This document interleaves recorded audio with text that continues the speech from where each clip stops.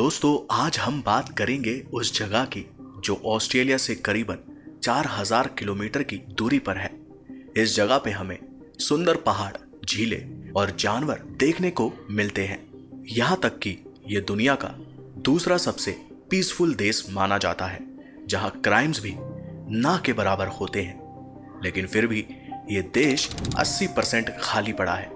स्वागत है आपका दोस्तों आज के इस शानदार वीडियो में, जहां हम सच की रोशनी फैलाते हैं और जिज्ञासा की अग्नि को भड़काते हैं। आमतौर पर हमने इस देश की चर्चा सिर्फ क्रिकेट मैचेस के दौरान ही देखी है, लेकिन आपको बता दें कि न्यूजीलैंड ना सिर्फ क्रिकेट के लिए बल्कि अपने सुंदर वादियों के लिए भी जाना जाता है। लेकिन फिर से वही सवाल हमारे मन में आता है कि आखिर ऐसी क्या वजह है कि इतना सुंदर देश होने के बावजूद भी आज ये 80% वीरान पड़ा है। दोस्तों, आपको बता दें कि न्यूजीलैंड की टोटल आबादी तकरीबन 52 लाख की है, जिसमें से 70% लोग इधर नॉर्थ में रहते हैं। उनमें से भी 50% लोग नॉर्थ के ऑकलैंड में रहते हैं। जब आप वर्ल्ड मैप में न्यूजीलैंड को ढूंढेंगे तो थोड़ा इधर उधर देखने के बाद आपको कोने में एक छोटा सा न्यूजीलैंड दिखाई देगा, जो एक नहीं बल्कि 700 से ज्यादा द्वीपों का समूह है। ऐसे में सवाल ये आता है कि आखिर न्यूजीलैंड की खोज कैसे हुई है। अब दोस्तों, ये कहानी भी अपने आप में काफी दिलचस्प है। अगर आप यूरोपियन इतिहासकारों की मानेंगे तो आपको पता चलेगा कि न्यूजीलैंड को डच के एक नाविक एबिल तस्मान ने 1642 में देखा था और 1769 में ब्रिटेन के कैप्टन जेम्स कुक ने न्यूजीलैंड की जमीन पर सबसे पहले कदम रखा था।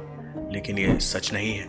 दरअसल न्यूजीलैंड को 750 में कूपा नाम के माओरी द्वारा ढूंढा गया था। ये वो लोग थे जो पैसिफिक ओशियन के पॉलिनेशियन आइलैंड पर रहा करते थे। कूपा एक फिशरमैन था। वो अपने और अपने समूह के लोगों के लिए मछलियां पकड़ता था।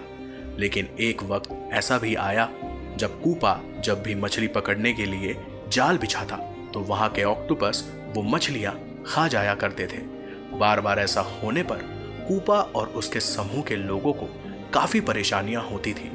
इसी बात से परेशान होकर उन्होंने ये डिसीजन किया कि अब वो एक नई जगह ढूंढेंगे, एक ऐसी जगह जो एकदम खाने पीने की चीजों से भरपूर होगी। फिर क्या था, कूपा अपने कुछ साथियों के साथ कश्ती में बैठकर निकल गया।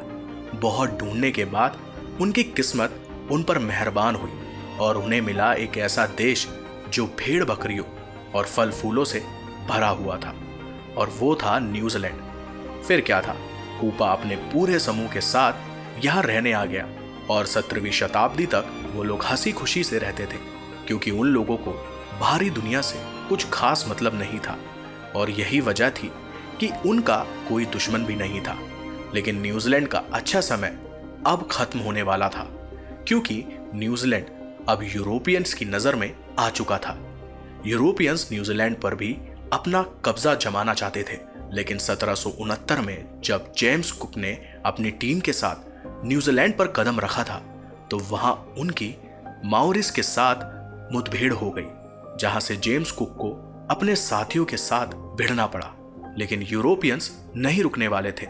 18वीं शताब्दी में उन्होंने बड़ी ही चालाकी से माओरिस लोगों के साथ डील की और फिर क्या था, फाइनली 1840 में उन्होंने ट्रीटी ऑफ वेतांगी के साथ न्यूजीलैंड को यूरोपियन कंट्रीज में शामिल कर लिया। लेकिन ब्रिटिशर्स को पता था कि बिना माओरिस की मदद के बगैर वो डेवलपमेंट नहीं कर पाएंगे, इसलिए उन्होंने माओरिस को भी आश्वासन दिया और फिर यहाँ से न्यूजीलैंड की जर्नी शुरू हुई। लेकिन जैसा कि आपको हमने पहले भी बताया कि न्यूजीलैंड का 80% एरिया आज भी खाली है, और उसके पीछे का कारण है न्यूजीलैंड का साउदर्न रीजन, जो कि पूरी तरह से पहाड़ों से घिरा है। और ये पहाड़ इतने हैवी हैं कि यहाँ पे किसी भी तरह की कंस्ट्रक्शन पॉसिबल ही नहीं है। घर तो छोड़िए, आप यहाँ एक रोड कंस्ट्रक्शन भी नहीं कर सकते। वहीं न्यूजीलैंड का ईस्टर्न पार्ट इतना ज्यादा इनफर्टाइल है कि वहां पर एग्रीकल्चर पॉसिबल ही नहीं है। वहां की जमीनों पर सूखा पड़ा रहता है। यानी न्यूजीलैंड का पूरा साउदर्न हम इंसानों के रहने के लिए बिल्कुल भी सूटेबल नहीं है। इसलिए न्यूजीलैंड की 70% जनता न्यूजीलैंड के नॉर्थ में रहती है। इसके अलावा जब ब्रिटिशर्स शुरुआती दिनों में न्यूजीलैंड में रहने के लिए आए तो कई सारी बीमारियों की वजह से बहुत सारे माओरीज की डेथ हो चुकी थी और अब न्यूजीलैंड में बहुत कम लोग बचे थे।